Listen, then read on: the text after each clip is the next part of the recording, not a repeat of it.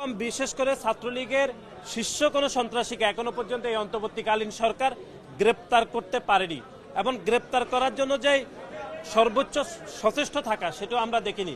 যেই কজন সন্ত্রাসী গ্রেপ্তার হয়েছে তাদেরকে ছাত্র জনতাই ধরে পুলিশের হাতে সোপর্দ করেছে।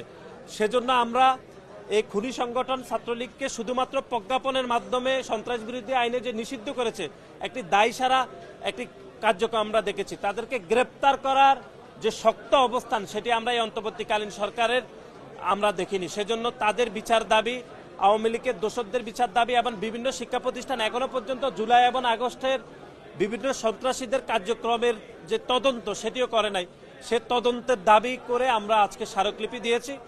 আমরা এই অন্তর্বর্তীকালীন সরকার এবং বিভিন্ন শিক্ষা প্রতিষ্ঠানের প্রধানদেরকে আমরা যেটি বলার চেষ্টা করেছি সেটি হচ্ছে জুলাই এবং আগস্টে যে দিনে দুপুরে প্রকাশ্যে 2000-এরও বেশি ছাত্র জনতা শহীদ হয়েছেন, তাদের শহীদদের আত্মত্যাগ তখনই আমরা দেখতে পাবো যখন এই বিচার কার্যক্রম এবং সন্ত্রাসীরা গ্রেপ্তার হবে। সেজন্য আমরা আজকে ছাত্রদলের পক্ষ থেকে স্মারকলিপি দিয়েছি। 1975 সালের পরিবর্তনের পরেও আপনারা দেখেছি ধানমন্ডির 32 নম্বর বাড়ি অক্ষত ছিল। এরপরে শহীদ প্রেসিডেন্ট জিয়াউর রহমান ইভেন স্বৈরাচার এরশাদের সময় সেটি অক্ষত ছিল এবং আমাদের দেশনেত্রী বেগম খালেদা জিয়া যখন রাষ্ট্র ক্ষমতায় ছিলেন তখনই এটি স্বাভাবিক অবস্থায় ছিল।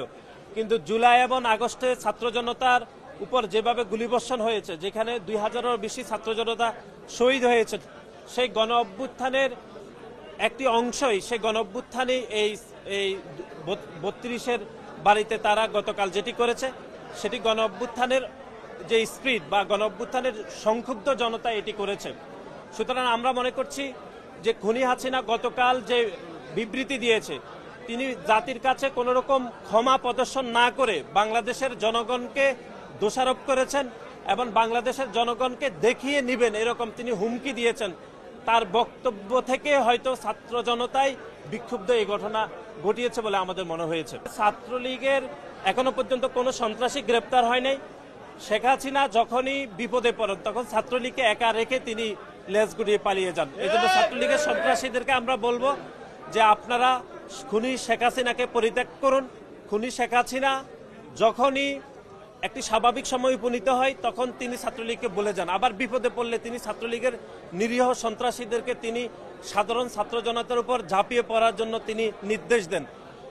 খুনি সংগঠন ছাত্রলীগের সন্ত্রাসীরা যেন খুনি শেখ হাসিনার নির্দেশ না পালন করে সেজন্য আমরা ছাত্রলীগের সন্ত্রাসীদের প্রতি অনুরোধ জ্ঞাপন করছি।